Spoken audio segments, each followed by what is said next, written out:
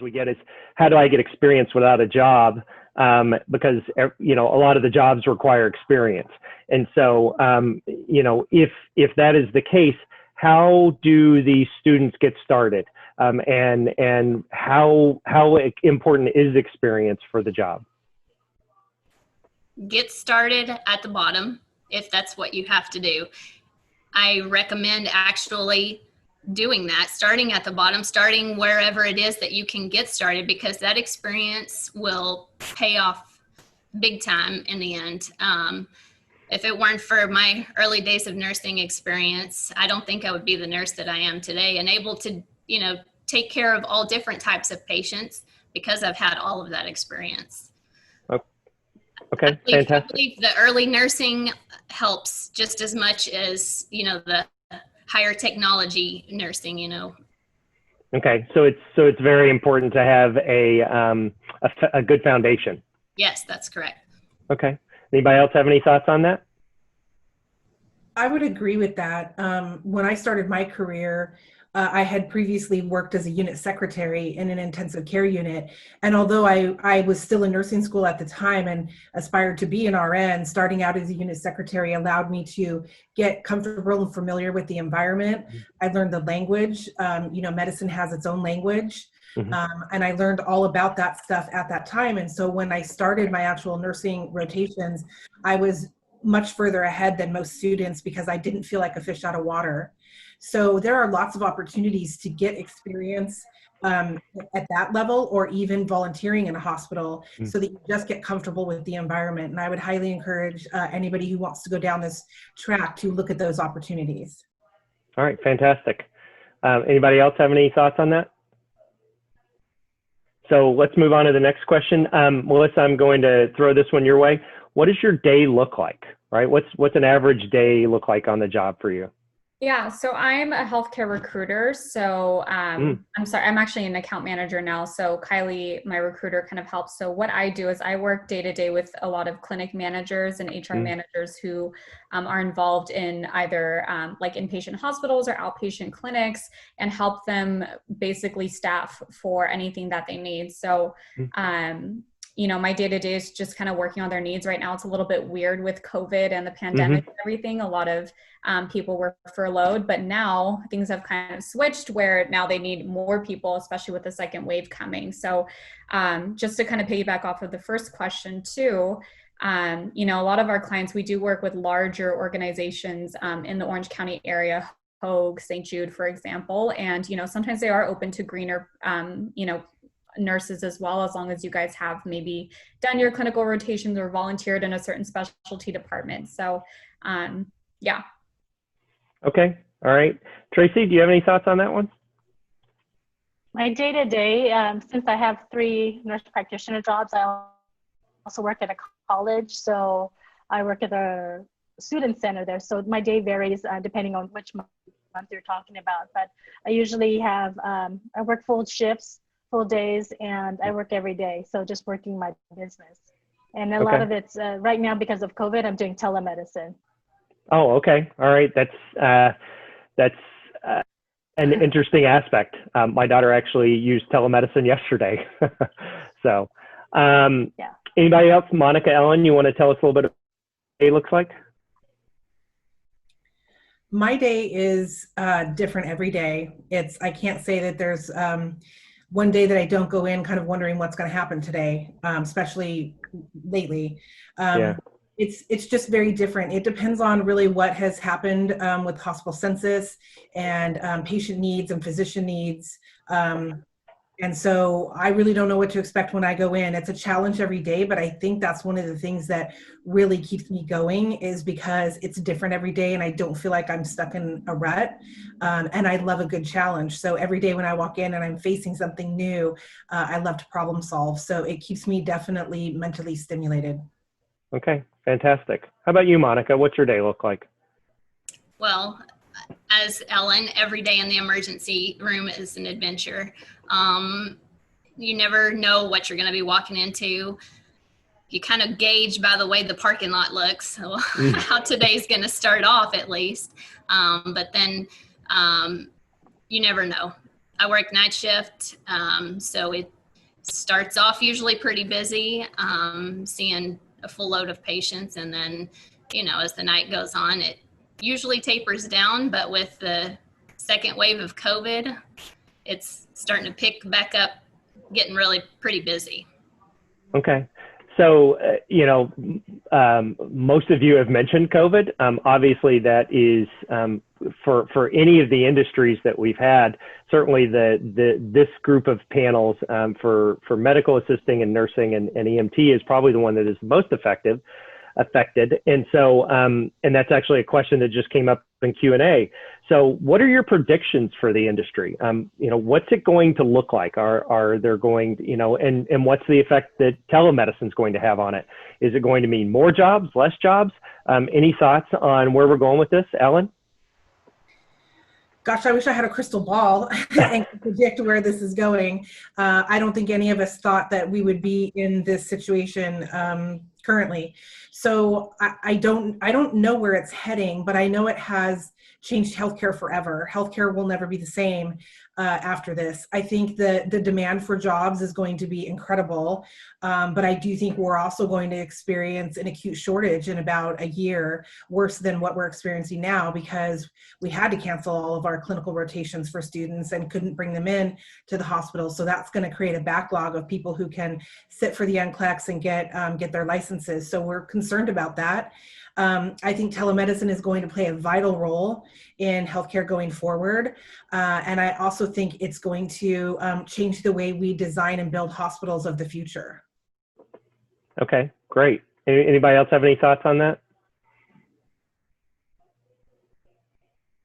So one of the other questions that just came in, actually, it's great. Questions are coming in. One was, I love this. Is nursing worth it? Tracy, what do you think? Looks like she might have frozen up. Tracy? How about Melissa? How about you take this one? The question was, is nursing worth it? Yeah, is nursing worth it? I mean, I'm not personally in the field. I just recruit in the field, so I can't speak directly. But, just based on my experiences helping RNs and even OR nurses, just like staffing for those higher up positions, I would say yes. Especially if you're very passionate about helping people. That's part of why I love what I do in my field, is I see that passion when I'm recruiting for, RNs, and I get to take them out to coffee and get to know what they're looking for, and just seeing every single nurse just light up with passion. And especially, finding that specialty that they're super excited about. If you're passionate about the field, especially right now with COVID and everything, I think healthcare now, is crucial more than ever. And I think, if you're passionate about it and you want to keep going, definitely keep going. I see people light up day in and day out when I'm talking to nurses on a daily basis, being in the field. So okay, that's an outsider perspective. Okay. Tracy, are you back with us? Looks like she's having some bandwidth issues. Monica, you want to take this one? Since this is what you do on a day-to-day basis? I definitely believe that nursing is worth it. I got into nursing because I wanted to help people. I mean, it's such a cliche thing to say, but I love what I do. If you're getting into it because you think you're going to get rich quick or something, go do something else. No, it's not worth it. If I was there just for a paycheck, there are days that I have had it, up to here. Don't do it for the money. Do it because that's what you want to do. If you enjoy it, you will love every day that you go to work. Of course, everybody's going to have their days where you're just like, oh, I can't do this anymore. But in the long run, it's totally worth it. Okay. All right. So one of there actually was a question that came in advance, and another one that just came up in the Q&A that's similar, which is, and I think actually Ellen might have even talked about this, but how are students going to be able to do their hours during the pandemic? And are there any sort of job shadowing opportunities doing this, or does HIPAA prohibit that? Tracy, are you back with us? Can you address that? Hi, Brian. Can you hear me? Yes, I can. I only heard half the question. I'm sorry. So it was really around how are nurses going to get their hours, or, you know, how a nurse in training, right? How are they going to get their hours during the pandemic? And are there opportunities for job shadowing for people who are interested in learning about nursing? I know it's really difficult with the pandemic. I know when it first started, I don't work at the hospital anymore, but when I'm in contact with a few people that do, and they said because there was a shortage of the PPEs, it was really difficult for students to come along because they can only give so many for the staff.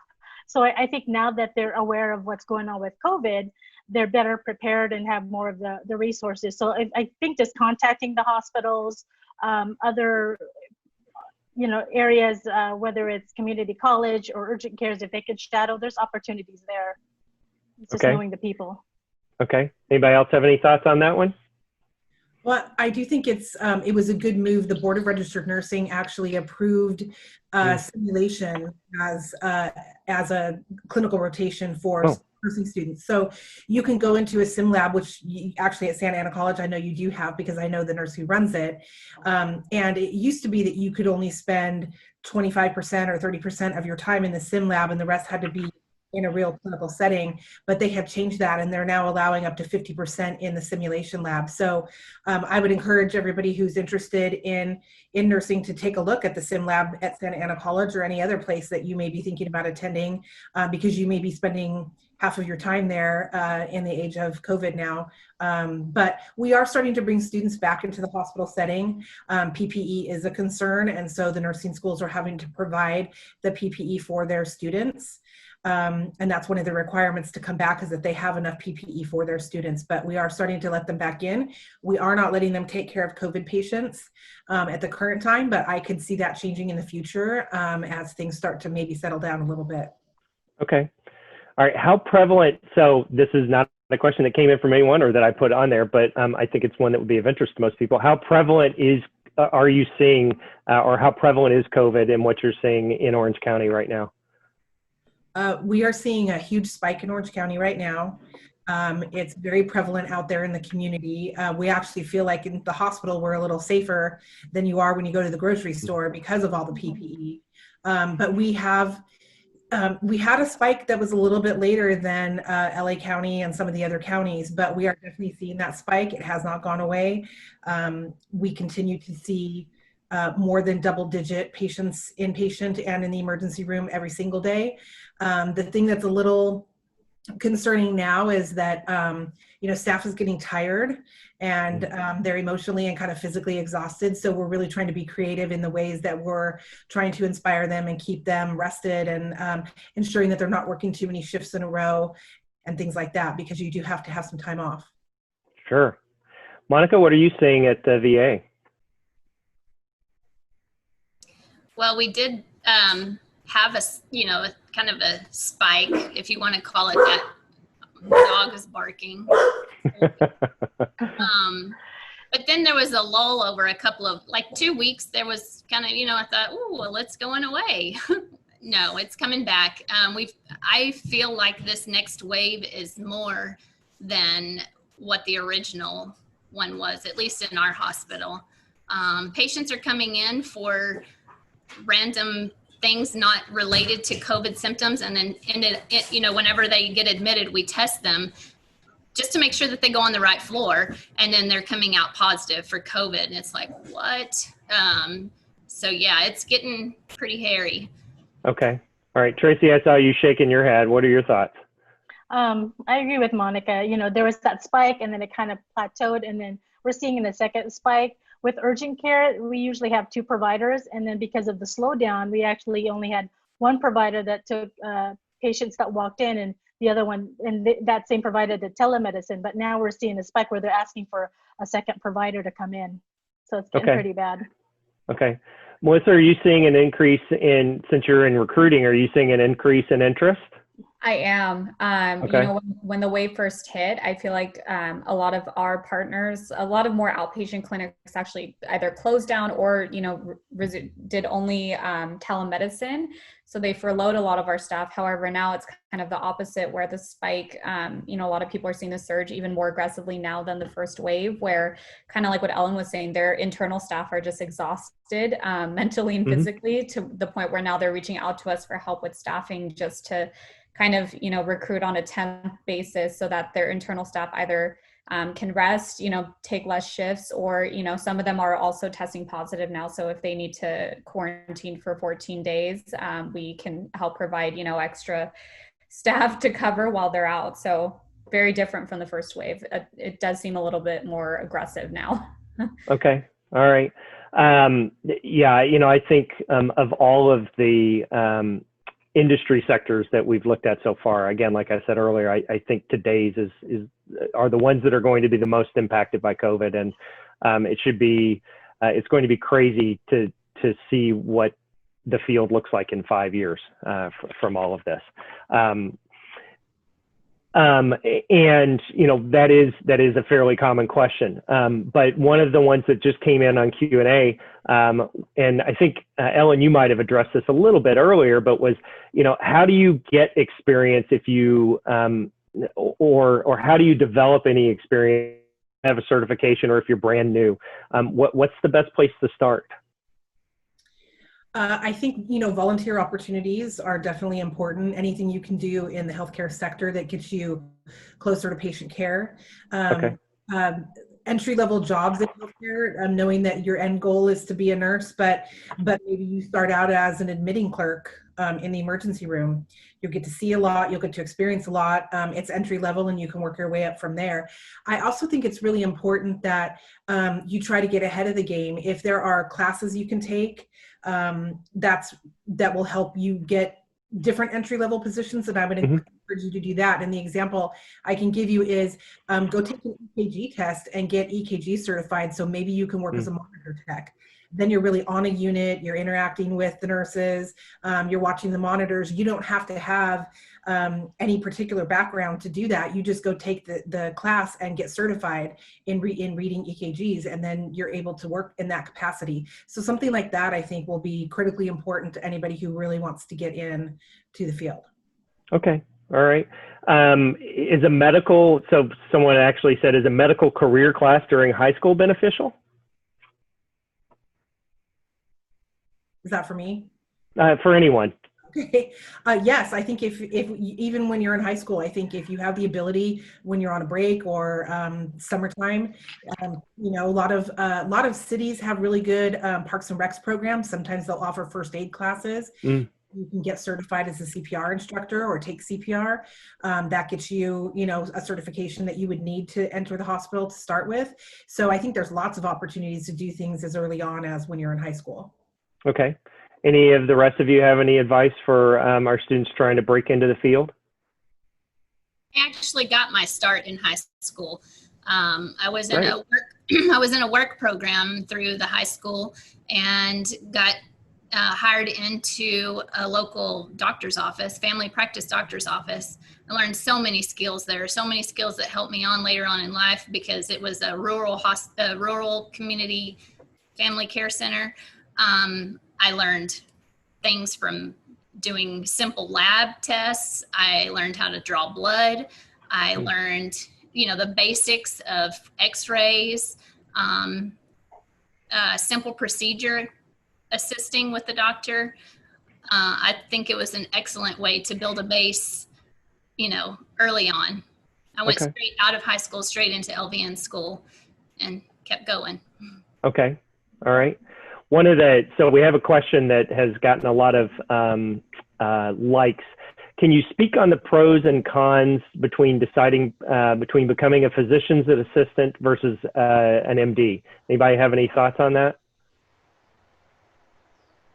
Just be a nurse practitioner. Okay. And so, all right. So for our students and for those of you who are those of us not in the field, what's that mean? What is the difference? Monica? I'm all about the nursing field. Okay. Maybe Tracy would know an answer better since she is a nurse practitioner. Okay, Tracy. You know, I started as an RN, and the difference between a PA and an MD and an NP is that the MD and the PA, their focus is the disease model, whereas as a nurse, we focus on the holistic model. So we're not just treating the disease, it's also what's your mental health, your emotional, spiritual, and physical. We have to check off all those pillars of healthcare. It's not just treating the disease and you go. That's why bedside nursing helped me a lot, because we really got it connected with the patient. And NPs, unlike the MDs or PAs, we have a higher satisfaction rate than those two other careers. Okay. All right. Melissa, I'm going to give this one to you. What about soft skills? I would imagine that in this field, soft skills are really, really important. Are there any ones that are more important than others? I would say it sometimes depends on the role too. Like when some of our clients reach out to us for like a medical front desk, where they're like the face of the clinic, they're the first person you see when you walk into like an urgent care. They really need someone who's empathetic and bubbly and sweet, because it's scary, you know, when you're sick. And I think honestly, not just front desk, so in any healthcare role, you know, you're likely getting patients who are upset about something that's wrong with them. And soft skills definitely go a long way. We have a lot of clinic managers when they reach out to us, you know, asking, hey, like we need an LVN to work in whatever specialty it might be. When we go through, okay, what soft skills do you want? It's almost always, you know, we need someone who's empathetic, who's caring, who's soft-spoken, someone who can handle, you know, a patient who's angry or upset or all of the above. It's definitely a huge part of when we're recruiting and we're, you know, interviewing candidates for the role, we're making sure that they have those, you know, empathetic skill set in order to work in any real facility. Honestly, I think it's a crucial part in the healthcare field. All right, wonderful. So we are almost out of time. We have about 3 minutes left. And so what I would like to say to to ask each of you is what else? You know, what other advice would you offer to students that we haven't covered? Monica, do you want to go first? Never stop educating yourself. Even if you get comfortable, you know, with your degree, don't settle. I'm not saying that everyone needs to be a nurse practitioner, but, you know, become specialized in something. You want to be the best at what you do, and you want your patients to feel comfortable and confident in knowing that they are in the best care, you know, that there is. Wonderful. Tracy? I agree with Monica. Never stop learning, no matter what you do. Like she said, if you get comfortable, make sure you go out there, podcasts, seminars, conferences, whatever you could do to learn and get certified in. That's the best, because you're going to do well for yourself and for your patients. All right, fantastic. Melissa? Networking. Definitely start networking now and stay connected to anyone in the field. You never know who you're going to meet who could help you, give you advice. There's a lot of networking groups as well who provide a lot of educational seminars where you can just learn more and stay up to date. Since the healthcare field is ever evolving, I think joining any networking group would be really helpful in your field. Are there networking groups that you would recommend?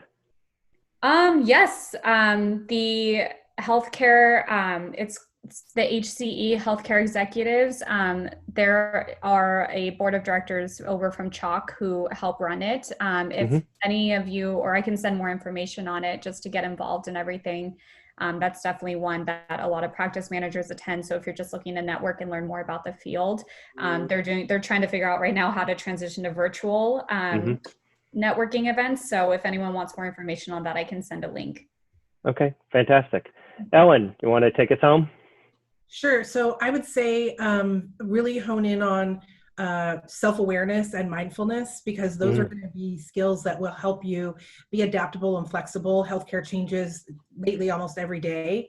And it's very important that you understand what resiliency is. Resiliency is your ability to bounce back after an adverse event, because you will experience those not just in your career, but throughout life. And how you recover from those events will set you up for future success. So really take some time to learn about resiliency and the skills that you need to develop within yourself to be a resilient individual and be able to come back after something has happened. All right, fantastic. Well, panelists, thank you so very much. A lot of amazing information. I'm sorry to those of you who posed questions that we couldn't get to, but we just ran out of time. At this point, I'm going to ask the panelists to turn off your cameras, and we're going to bring on Raquel Ramirez from Santa Ana College to talk to us about their program. It's all yours. Thank you, Brian. Hi, all. My name is Raquel Ramirez, and I'm a Student Services Coordinator at Santa Ana College. So just really quick, I do want to share with you a little bit about our nursing program. On the slide that you're seeing on the screen, you're able to see the website for our nursing program. And Dennis, if you want to stop sharing, I'll go ahead and share my screen. Thank you. I want to show you the actual website. So when you go to that URL, and you guys will be getting those slides, by the way, later on, it'll take you onto our nursing program website, where you can learn a lot of different information about our nursing program. Some of the things that I want to highlight is Santa Ana College offers a 2-year registered nursing degree program that also prepares students to transfer out onto a 4-year university and continue on with their education from there. So to pursue a bachelor's degree in nursing. And so all of this information you can find in the website. One of the resources that I do want to highlight on the website is the frequently asked question button. When you go there, you will be prompted with a sheet of questions that are frequently asked of our nursing program by students. So, everything from how does it work, what is the application process. So just really quick, because we won't have time to get into a lot of detail about this, but there is no wait list for the nursing program or to get admitted into the nursing program at Santa Ana College. We're one of very few colleges in Orange County who do not have a wait list at the moment. So you can read more about that there. You can read about what the prerequisites are for coming into the program. There are 4 prerequisite courses and all these other things that you can read. In the website, you can also click on the 2-year pathway link, and it'll take you on to see the sequencing, the course sequencing that you would have to take specifically to complete your degree in 2 years once you've been admitted into the nursing program. So if you pay attention here, you can see that it's breaking down semesters by 8-week seminars. And listing all of the courses that you would then have to register for under each of those seminars. But again, this is after you are admitted into the program, and it shows that breakdown for year 1, year 2. Again, after you complete the program, you qualify to become a registered nurse, but your degree also allows you to transfer onto a 4-year university if that's what you wanted to do. You don't have to do that, but it's definitely something that is available to you as an option if you wish to continue on. And then just before I leave, because I know some students were asking about experience, if you do end up coming to Santa Ana College, we do have a volunteering program called Service Learning through our Career Center, where they can connect you with various agencies, community agencies that are health related, where you can volunteer if you want to get some experience before actually accomplishing something. And then in the next panel, we'll learn more about how our medical assistant program feeds into our nursing program and how it could be a really great opportunity to gain experience in the medical field as well. So if you want to stay on for that, I highly recommend you do and listen to the information that will be shared about that. But yeah, I really just wanted to show you guys the website because I do get a lot of questions from students on resources, how to connect with a counselor, a nursing counselor. So all of that, go to the FAQ sheet. All of that is included in here. And then I guess just for your general knowledge, for those of you that are interested in attending Santa Ana College and you want to talk to the nursing counselor, step number 1 is going online and filling out a Santa Ana College application. Applying does not mean that you are registering to any courses. It's simply opening up a student profile so that we have your information like name, address, and educational goal. After you complete the online application, we will send you a student ID number. You will need that student ID number to schedule appointments with counselors and have access to all the other centers on our campus. So just want to highlight that, but all the information, highly recommend you guys to look at the FAQ sheet and maybe once Vitalink, Brian and the Vitalink staff sends over the slides, I'll definitely be sharing this PDF with them so they can disseminate it to you guys as well. But any specific questions you have about the nursing program, highly recommend go on the website and read the information that is posted because it is very comprehensive information. So that is it from me to you right now. And for those of you that are interested, we'll see you in the next panel. All right, Raquel, real quick, there was a question in the Q&A during your presentation. Is this nursing program something that high school students can take over the summer, or do you have to go to Santa Ana College to take it? So as I mentioned, there are 4 prerequisite courses that are required prior to applying to the nursing program. So those are English, college level English course, an anatomy class, physiology, and a biology class. So if you are interested in nursing, what I would recommend for a high school student is number 1, look to see if you can take any of those 4 prereqs at Santa Ana College while you're doing your high school program as well, so that you can start knocking out prerequisites and it doesn't hold you back when you finish high school. Remember, you will need those completed before you submit your application for the nursing program. So I would recommend you look at those 4 classes and try to see if you could space them out 1 per semester. I would not recommend you take more than 1 a semester as a high school student. Okay. All right. Fantastic. Thanks for that. You're welcome.